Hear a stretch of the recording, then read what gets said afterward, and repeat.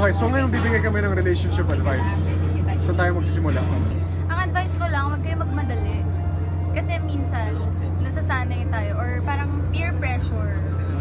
Parang, lahat na lang may girlfriend, okay lang, sa lahat okay lang na mag-girlfriend, mag-boyfriend. Pero, kung papasok kayo sa relationship, isipin niyo muna, for marriage na ba to? Kasi, kaya ka naman papasok sa relationship para sa marriage.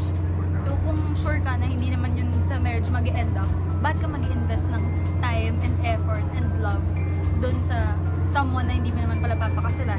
I-reserve mo na lang yun para dun sa someone. That's really good advice. It's a matter of knowing yourself.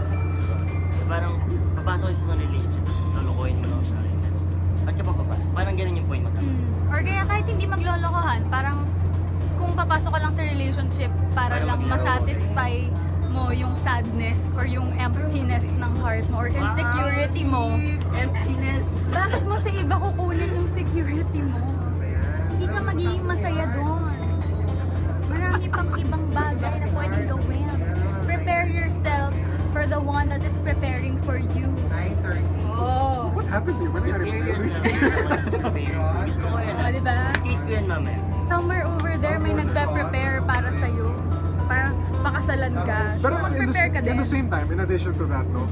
I mean, syempre, we all hope, enter a relationship, remember, you always hope for the best. Sana, Not all. it works. Sana it works. Okay, go. Santi won't. I Nakakabully. would. Santi won't, pero I Okay, would. go. Okay. We always hope for the best. Pero in the same time, in case may mga mistakes, may mga breakups or anything, I mean like, alam ko malungkot yun.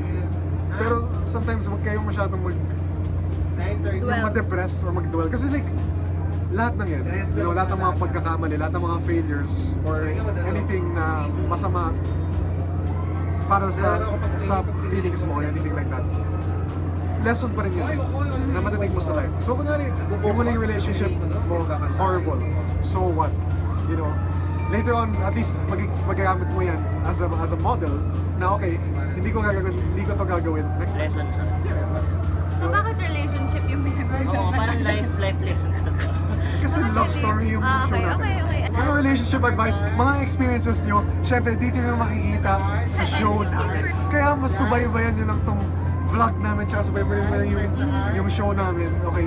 Syempre hindi ako masyadong papakita ng nangyayari kasi masaspoil eh. Sorry na lang. Pero, thank you for the support. Thank you for the love. Love. And follow us on social media, okay? Since pinapanood nyo itong video to, I'm sure pinafollow nyo na ako. So, nalagay ko link sa bottom yung ano nila. Ayan, sige, i-edit mo yan lalagay mo yung Twitter account Dapat, Pati yung ano gusto ko yung may Twitter logo pa. Pati yung proxy. Oh, sige! Yung proxy gano'n. Oo. Lalabas na. Anyway, sana po itong video na to ay Nakakuha ng 3 like.